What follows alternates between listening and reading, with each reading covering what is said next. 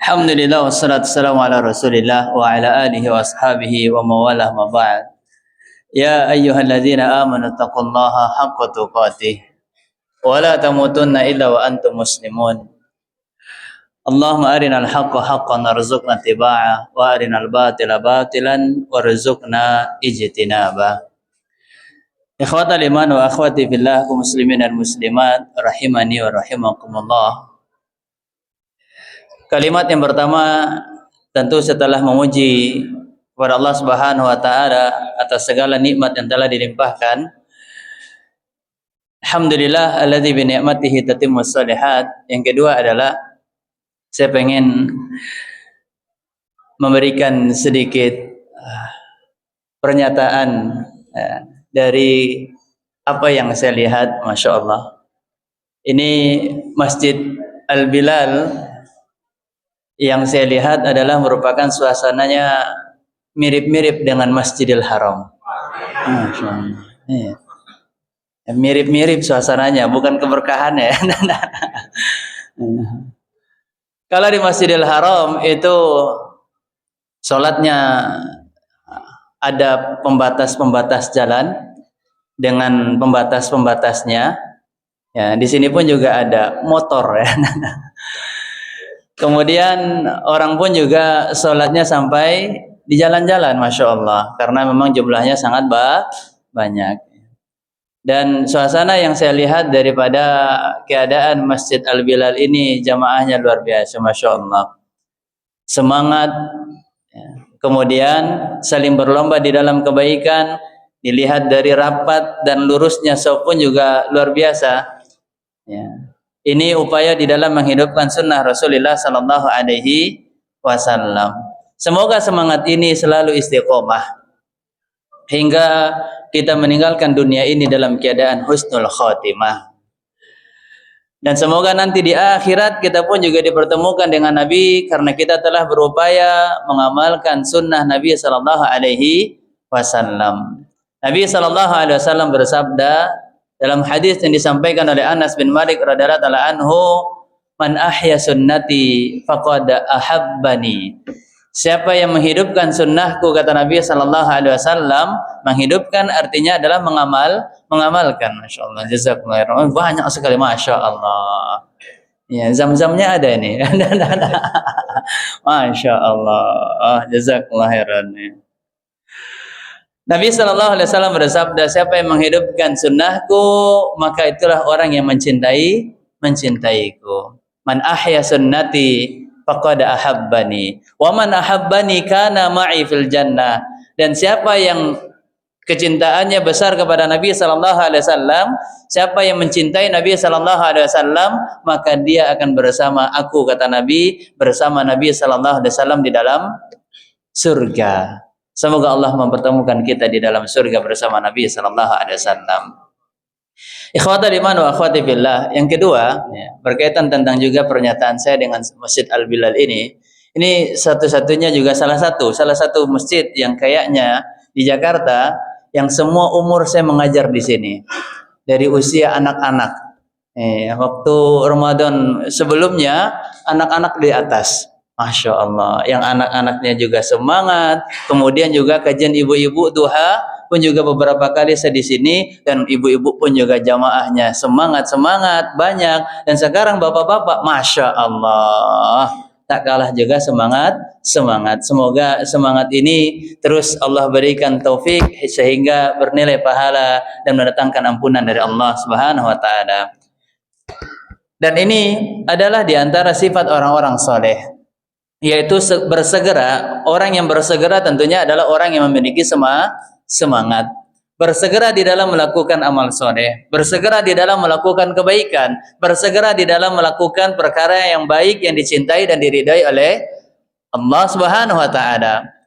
Allah Subhanahu wa taala tegaskan di dalam Quran surat Ali Imran ayat 114, di antara sifat orang-orang soleh yaitu adalah yusari'una fil khairat, yaitu mereka selalu berupaya untuk segera di dalam melaksanakan banyak kebaikan. ya datang lebih awal di masjid ini adalah merupakan bagian daripada kebaikan. Kemudian menanti datangnya waktu azan dengan membaca Al-Quran, kemudian berzikir, berdoa sampai melaksanakan salat tarawih selesai bersama imam, ini adalah merupakan banyaknya kebaikan yang telah dilaksanakan oleh jamaah. Maka di antara sifat daripada orang-orang soleh, yusari'una fil khairat, selalu bersegera, selalu berupaya untuk cepat-cepat di dalam melaksanakan kebaikan. Artinya cepat-cepat di sini bukan tergesa-gesa, tetapi tidak mau terlambat dan tidak mau membiarkan sedikit daripada nikmat yang Allah berikan tanpa digunakan untuk melakukan kebaikan. Ada waktu melakukan kebaikan, dia gunakan melakukan waktu tersebut untuk melakukan kebaikan.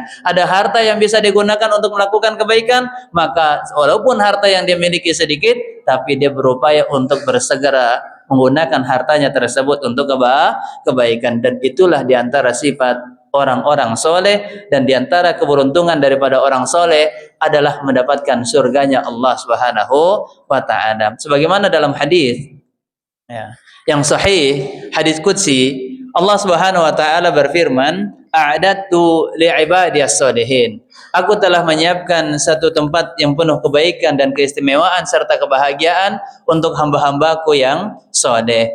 Tempat mala ainun ra'at, yang kenikmatan di dalamnya tak pernah terlihat sebelum dari penglihatan mata, tidak pernah terlihat sebelumnya oleh penglihatan mata manusia. Wala udhunun sami'at, kenikmatan yang ada di dalam tempat tersebut pun juga belum pernah terdengar oleh telinga manusia sebelumnya. Wala khatara ala qalbi bashar, dan juga kenikmatan yang ada di dalam tempat tersebut adalah juga tidak pernah terlintas di dalam hati ataupun benak manusia. Dan itu adalah surga. Kenikmatannya, walakum fiha ma tashtahi anfusukum walakum fiha ma tad'un, apa yang kalian inginkan, apa yang kalian minta, semuanya akan dikabulkan, diberikan, diperkenankan oleh Allah Subhanahu wa Ta'ala. Dan itu kesempatannya untuk bisa mendapatkannya, yaitu adalah di bulan Ramadan. Karena Nabi Shallallahu Alaihi Wasallam mengatakan di antara bentuk keberkahan daripada bulan Ramadan, futihat abwabul jannah, seluruh pintu-pintu surga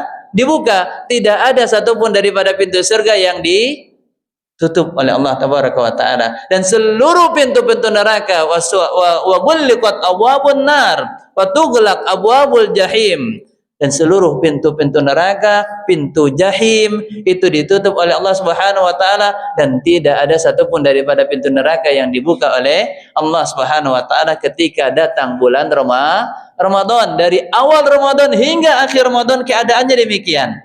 Tidak ada satupun pintu surga yang ditutup dan tidak ada satupun pintu neraka yang dibuka. Ini menunjukkan bahwasanya kesempatan untuk bisa masuk ke dalam surga terbuka luas berada di dalam Ramadan, dan kesempatan untuk diselamatkan daripada siksaan api neraka pun juga terbuka lebar berada di bulan Ramadan. Maka mari kita saat ini menggunakan setiap waktu yang ada daripada hari-hari yang kita lewati yang sangat terbatas ini di bulan Ramadan untuk melaksanakan amal kebaikan. Bukankah Allah telah memerintahkan kita di dalam Quran surat Ali Imran ayat 133, wasari'u ila maghfiratin min rabbikum wa jannatin 'arduhas samawati wal ardu u'iddat lil muttaqin. Bersegeralah. Inilah dia sifat orang-orang yang soleh tadi setelah saya sampaikan. Mereka bersegera untuk apa? Untuk meraih ampunan Allah Subhanahu wa Ta'ala. Wasari'u ila maghfiratin min rabbikum,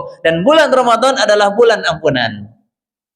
Wajannatin, dan bulan Ramadan adalah bulan di mana dibukakan pintu-pintu surga. Bersegeralah kalian meraih ampunan Allah, dan bersegeralah juga untuk meraih surganya Allah Subhanahu wa Ta'ala, yang luasnya surga Allah seluas langit dan bumi. U'iddat lil muttaqin, yang Allah peruntukkan untuk hambanya yang bertakwa. Dan diantara urgensi atau esensi atau hikmah tujuan diperintahkannya orang-orang yang beriman untuk berpuasa di bulan Ramadan 1 bulan penuh adalah la'allakum tattaqun. Ya ayyuhalladzina amanu kutiba alaikumus syiyam kama kutiba alal ladzina min qablikum la'allakum tattaqun. Maka ibadah-ibadah yang kita laksanakan khususnya puasa Begitupun juga dengan qiyam Ramadan, ini adalah ibadah yang dapat mengantarkan kita meraih ampunan Allah, dan ibadah yang dapat memudahkan kita meraih surganya Allah Subhanahu wa taala, ibadah yang dapat memudahkan kita untuk meraih derajat yang paling mulia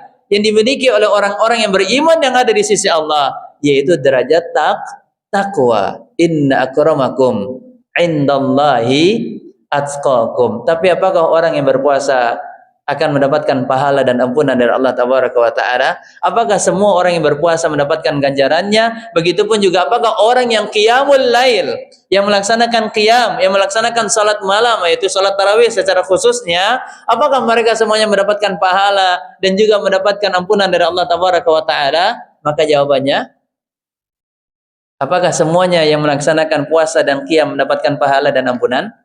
Maka jawabannya, ini apa ini artinya? Artinya iya. Iya, tidak. Tidak semuanya orang yang beribadah, yang melaksanakan amal, ya, itu akan mendapatkan pahala. Sebagaimana dalam hadits yang hasan yang dikeluarkan oleh Ibnu Majah, An-Nasa'i dari Abu Hurairah, semoga Allah meridainya, radhiyallahu taala anhu, bahwasanya Nabi sallallahu alaihi wasallam mengabarkan, rubba shaimin, bisa jadi orang yang berpuasa, laisa lahu min siyamihi, bisa jadi dari puasanya tersebut tidak mendapatkan pahala kebaikan satupun di sisi Allah, illal ju', kecuali dia hanya mendapatkan rasa lapar.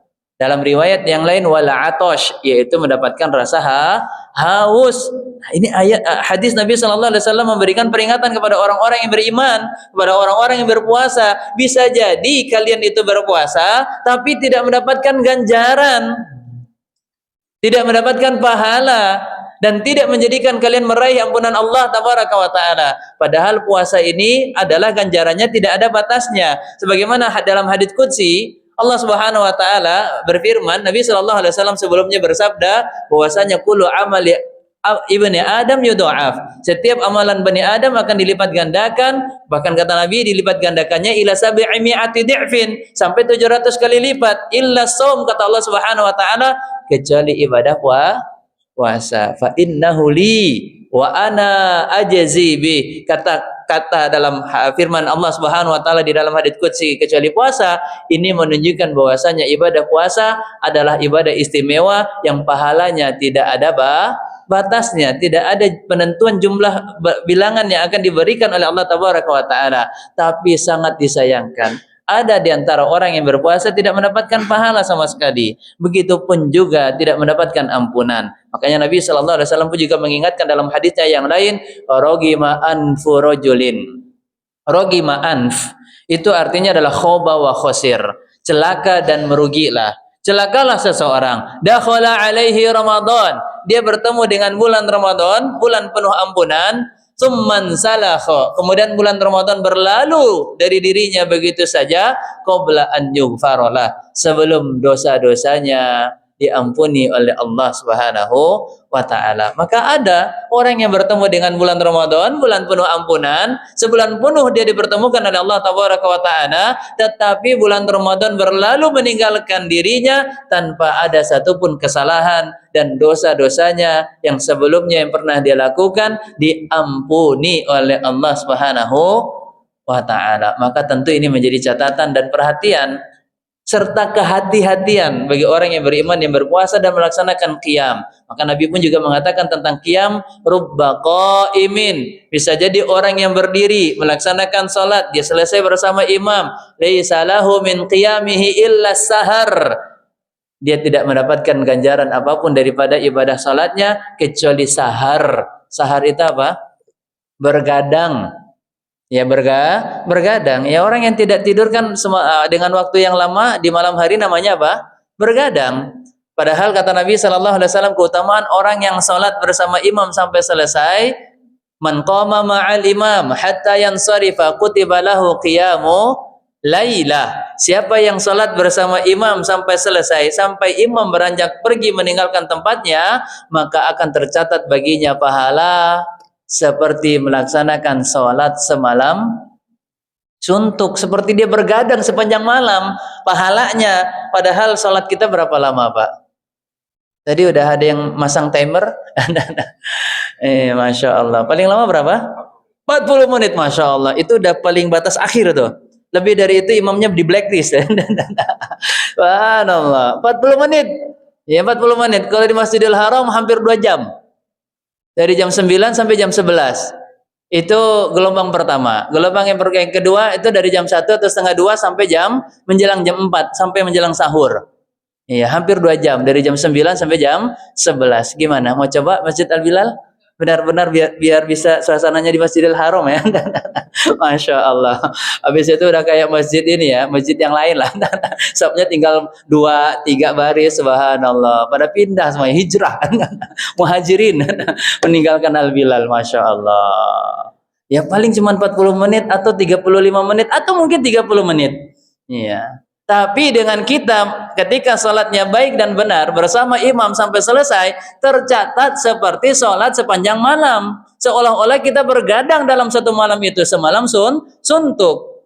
Tapi ada lagi orang yang tidak mendapatkan pahala. Berarti apa? Yang didapatkan cuman suntuknya aja. Pahalanya nggak ada. Orang kan semalam suntuknya aja yang didapatkan. Iya, subhanallah, letihnya aja, capeknya aja, ngantuknya aja, bergadangnya aja.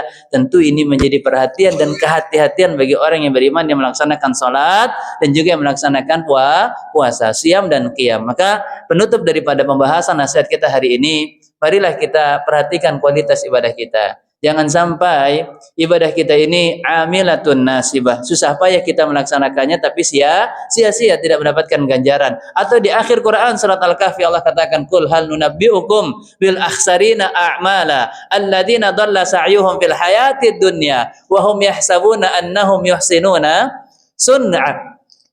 Inginkah aku beritahukan kepada kalian orang yang paling merugi di dalam amalnya? Dalam amalnya merugi. Kalau dia tidak beramal kemudian dikatakan merugi, maka wajar, maklum dia tidak beramal. Tapi ini beramal dikatakan oleh Allah merugi. Maka tentu jangan sampai kita termaksud orang yang beramal yang difirmankan oleh Allah di dalam ayat ini. Siapa mereka? Alladzina dhalla sa'yuhum fil hayatid dunya. Yang amalan mereka itu dol. Dol itu artinya apa? Sesat.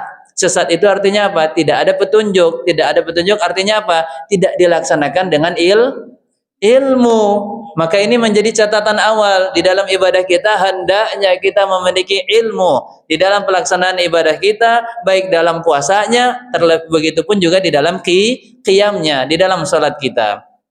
Sallu kama ra'aitumuni usolli. Kata Nabi sallallahu alaihi wasallam, salatlah kalian sebagaimana kalian melihat aku salat. Maka berilmulah kita dengan bagaimana tata cara ibadah yang diajarkan oleh Nabi sallallahu alaihi wasallam. Kemudian yang kedua, ketika kita berpuasa dan melaksanakan qiyam, perhatikan adab-adabnya. Di antaranya adalah imanan. Kita melaksanakannya dengan iman. Melaksanakannya berangkat dari keimanan kita kepada Allah Tabaraka wa Ta'ala. Kemudian yang selanjutnya, adab di dalam melaksanakan ibadah, qiyam dan siam, yaitu adalah dengan ihtisab, mengharapkan balasan pahala. Ketika kita puasa, harapkan pahala. Jangan hanya sekedar untuk melaksanakan, menggugurkan kewajiban. Melaksanakan sholat untuk menggugurkan kewajiban. Melaksanakan puasa untuk menggugurkan kewajiban. Atau hanya sebatas ikut-ikutan. Atau hanya sebatas menganggap ini ritual yang banyak dilakukan oleh manusia yang bersifat tahunan. Tidak, tetapi kita melaksanakannya betul-betul mengharapkan di dalam hati kita pahala, ajar, sawab dari Allah Subhanahu wa Ta'ala. Maka kita akan mendapatkan ampunan. Man soma Ramadana, man qama Ramadana imanan wa ihtisaban ghufira lahu ma taqaddama min dzanbi. Dalam hadis yang sahih dikeluarkan oleh Imam Al-Bukhari dan Muslim dari Abu Hurairah radhiyallahu taala anhu, Nabi sallallahu alaihi wasallam bersabda, siapa yang berpuasa puasa Ramadan dan siapa yang melaksanakan qiyam di bulan Ramadan dengan keimanan dan ihtisab mengharapkan pahala, ghufira lahu ma taqaddama min dzambi, akan diampuni dosa-dosanya yang telah berlalu. Kemudian adab di dalam berpuasa selanjutnya adalah tinggalkan perkara yang tidak bermanfaat dikala kita berpuasa. Banyak sekali hal-hal yang menipu kita dengan alasan pengen melepas penat biar enggak ngantuk. Ya, akhirnya apa? Jalan-jalan sore, ya, nyari makanan takjil, iftar bukan takjil, iftar yang tepat itu adalah iftar. Takjil itu adalah upaya untuk menyegerakan berbukanya, itu namanya takjil. Jangan bilang bagi-bagi takjil. Iya, bagi-bagi takjil cuma bisa apa? Dilakukan oleh muadzin. Iya, muadzin yang mengumandangkan azan baru ketika itu kaum muslimin bersegera untuk berbuka. Yang kita bagi-bagi untuk berbuka namanya iftar. Katanya pengen cari iftar tapi keluarnya udah dari jam 3 siang. Masya Allah, ini kemana dia? Tawaf dia ke pasar, Masya Allah. Maka sekarang ini ketika kita berada di bulan Ramadan, banyak sekali para ulama memberikan nasihat. Di antaranya adalah Syekh Sulaiman Ar-Ruhaili hafizahullah taala, luzumul masajid. Hendaknya kita berupaya untuk berlama-lama di dalam masjid. Ya, dan ini adalah khairul biqa, sebaik-baik tempat yang ada di atas muka bumi ini yaitu adalah masjid, dan seburuk-buruk tempat yang ada di atas muka bumi ini adalah pasar. Tapi sekarang kita lihat pasar yang lebih ramai, apalagi di akhir Ramadan. Nah, Tanah Abang, Senen, sehari sebelum Ramadan, saya mengisi di pasar Tanah Abang. Itu subhanallah, setengah jam padahal saya udah tinggal sekilo atau setengah kilo lagi, itu udah kelihatan bangunannya, pasar Tanah Abang. Gak bisa berjalan. Saya pengen tinggalin motor ngalangin yang di belakang. Nggak ada tempat parkir. Subhanallah, setengah jam sebelum mulai kajian, sebelum azan zuhur, saya udah nyampe Tanah Abang. Bangunannya udah kelihatan. Tapi jalannya Masya Allah, kencangan jalan kaki daripada naik motor. Itu awal Ramadan, sehari sebelum Ramadan. Apalagi ini sehari sebelum Id.